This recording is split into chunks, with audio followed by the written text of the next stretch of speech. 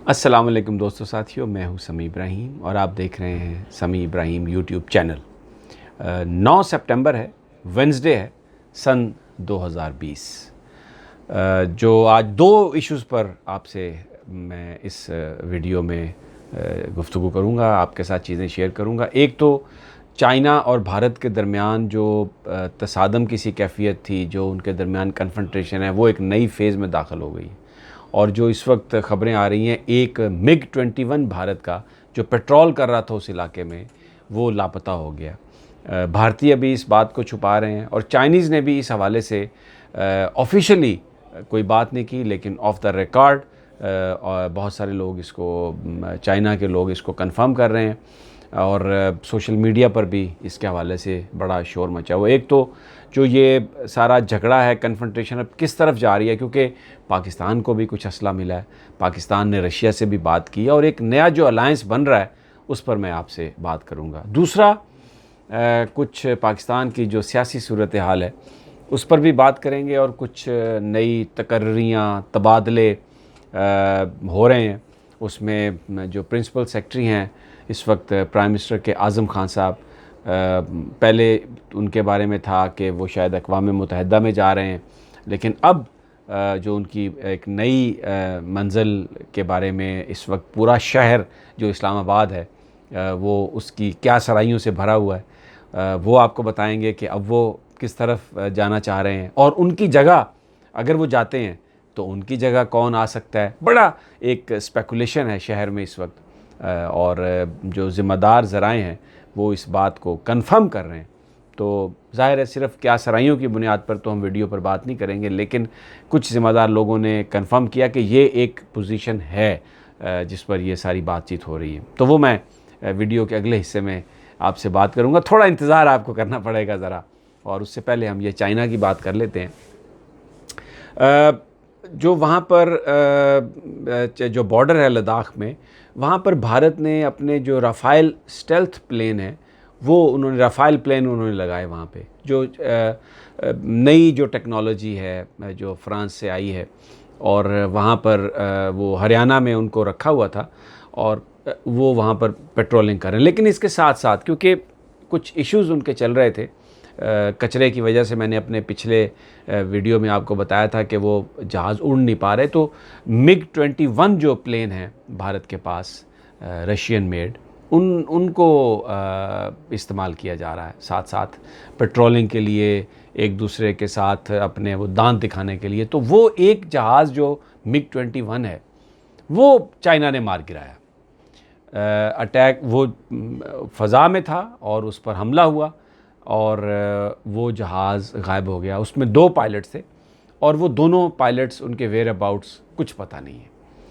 अब वो जो बताया जा रहा है कि वो जो जहाज़ है वो उस टेरिटरी में गिरा है जो इंडिया के पास है, लद्दाख में, तो चाइनीज़ एक्सेस नहीं है वहाँ पे।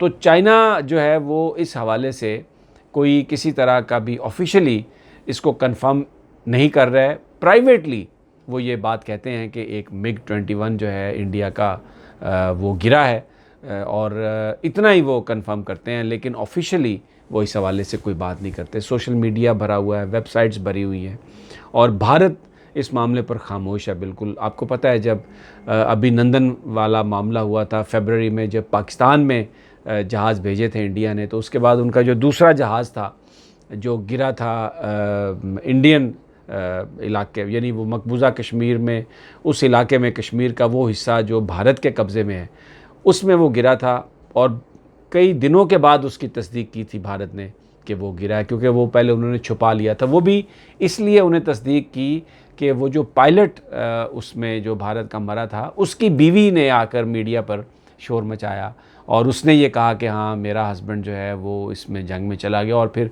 हमने देखा कि बहुत सारी जो भारत की ख़वातीन हैं जिनके बच्चे या जिनके हस्बैंड्स जंग में हैं, तो उन्होंने बड़ा शदीद वावेला किया और उन्होंने कहा कि ये आप उनके पास इक्विपमेंट दें और ये क्यों जंग करें, अदरवाइज़ भारत इस बात को बताता नहीं। तो ये जो MiG-21 है इसका भी गिरना भारत छुपा रहा है।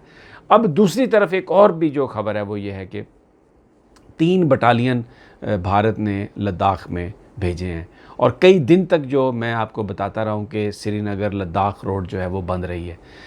अब चाइना ने भी वहाँ पर अपनी फ़ौज लगाई है। चाइना ने ये कहा है भारत से कि वो अपने जो फ़ौजी हैं वहाँ से वापस करे। अगर आपने अपने फ़ौजी वापस नहीं किए तो यहाँ पर ये जंग होगी और हम फिर उस पर जो इलाका है वो उसको हम ताकत से हम खाली करवाएंगे, क्योंकि जो झील का जो साउथ किनारा है वहाँ पर भारत ने बहुत बड़ी तादाद में फ़ौजी खड़े किए हैं और जो रिपोर्ट्स आई हैं उसमें भारत ने जो चाइनीज़ फ़ौजी हैं उनके साथ छेड़छाड़ भी की है, जिस पर चाइना ने बड़ा भरपूर जवाब दिया है। भारत एक्चुअली ये सब कुछ क्यों कर रहा है? चाइना के साथ दुश्मनी अपनी जगह पे, लेकिन भारत, क्योंकि वो जो इलाका है अगर वो हाइट्स चाइना खाली कर दे तो फिर गिलगित बल्तिस्तान में जो महाजर आई है वो भारत के लिए बहुत आसान हो सकती है। वहाँ से यलगार पाकिस्तानी इलाके की तरफ हो सकती है और चाइनीज़ को इस बात का पता है।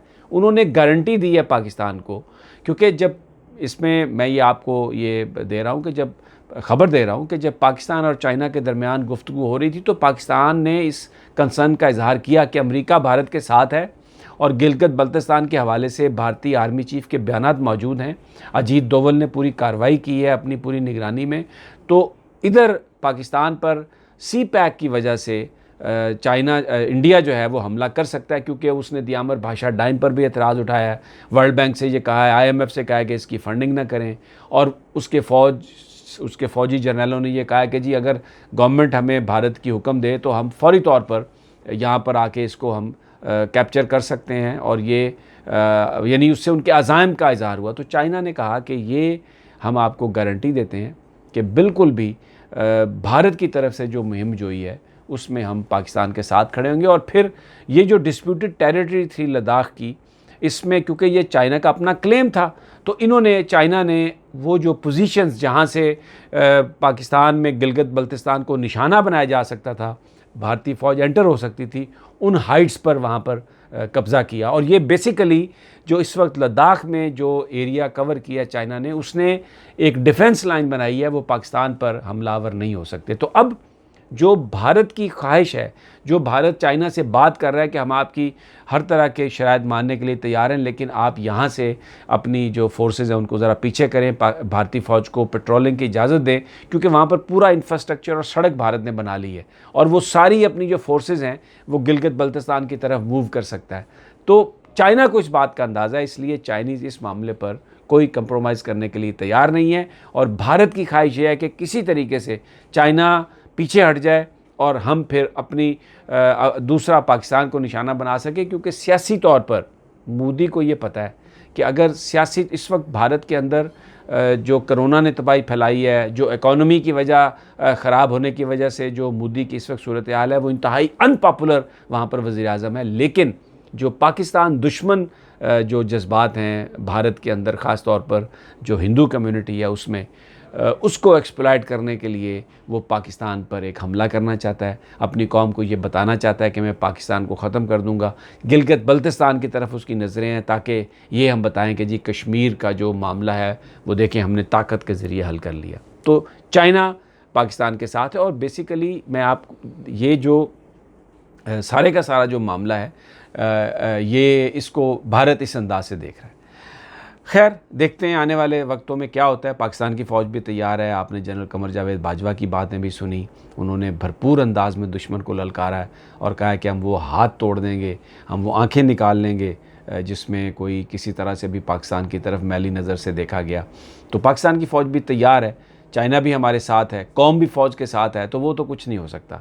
अब ज़रा थोड़ा सा मैं आपको जो दूसरी डेवलपमेंट्स हैं उनके बारे में, आज़म खान साहब एक बहुत ताकतवर प्रिंसिपल सेक्रेटरी हैं प्राइम मिनिस्टर इमरान खान के और बड़े अरसे से उनका साथ है उनके साथ। उनके बारे में पहले हमने आपको ये बताया था, ये रिपोर्ट थी कि वो एग्जेक्टिव डायरेक्टर वर्ल्ड बैंक जाना चाहते हैं बन के और आराम से अपनी जो बाकी मानदा जो उनकी सर्विस है वहाँ पर वो गुजारना चाहते हैं। लेकिन बीच में पता चला कि वो मामला कुछ बिगड़ गया, वो मामला कुछ तब्दील हो गया। अब ये बताया जा रहा है कि जो आज़म खान साहब हैं अब उनकी नज़रें वाशिंगटन DC पे हैं। पहले भी वो वाशिंगटन ही जा रहे थे वर्ल्ड बैंक के डायरेक्टर बन के, लेकिन अब जो ख़बरें हैं कि वो इस बात का बड़ा कवी इम्कान है कि वो अमेरिका में पाकिस्तान के सफ़ीर बना दिए जाएं। और क्योंकि इस वक्त बड़े चैलेंजेस हैं पाकिस्तान और अमेरिका के दरमियान, तो आज़म खान साहब वहाँ पर जा सकते हैं सफ़ीर बन के पाकिस्तान के। और फिर अब जब वो एक बड़ी पावरफुल पोस्टिंग पे हैं, अगर उनको वहाँ से वो खाली करते हैं और जाते हैं तो फिर किसका नाम है?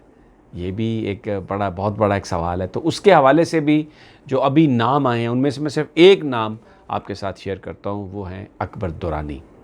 ये इस वक्त सेक्रेटरी इत्तलात व नशरियात हैं और ये एक्स आर्मी हैं। तो उनकी जो इत्तलात व नशरियात में जो मौजूदगी थी वो भी बड़ी एक उसने तक़वियत दी। जो हमारे जो अस्करी जो इदारे हैं उनकी एक तरह से वहाँ पर यानी उनके जो ख़ास तौर पर अपने जो इंटरेस्ट होते हैं वो उसके लिए भी ये एक मौजूद थे। आपने देखा कि सी पैक अथॉरिटी में भी आसम सलीम बाजवा साहब जो रिटायर्ड आर्मी जनरल हैं उनको लगाया गया, क्योंकि पाकिस्तान की फ़ौज गारंटी देती है सी पैक की। तो इत्तलात व नशरियात इसका ताल्लुक़ वो है मीडिया वॉर से है, इसका ताल्लुक़ जो नैरेटिव बनाने से है। तो वहाँ पर अकबर दुरानी साहब को ख़ास तौर पर लाया गया क्योंकि वो ब्यूरोक्रेट्स हैं लेकिन एक्स आर्मी हैं। तो अब ये पता चल रहा है कि जो दुरानी साहब हैं वो फिर वज़ीर आज़म साहब के पास बतौर प्रिंसिपल सेक्रेटरी वो आ सकते हैं। तो आज़म खान साहब पाकिस्तान के अमेरिका में सफ़ीर बन सकते हैं और अकबर दुरानी साहब जो हैं वो वज़ारत इत्तलात व नशरियात से principal secretary to prime minister बन सकते हैं।